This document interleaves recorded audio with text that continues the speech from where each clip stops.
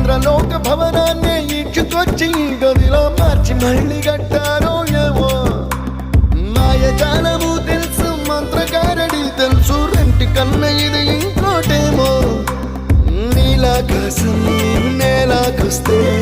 ఇట్టాగే ఉంటాదో ఏమో ఈ సంతోషం దాచాలంటే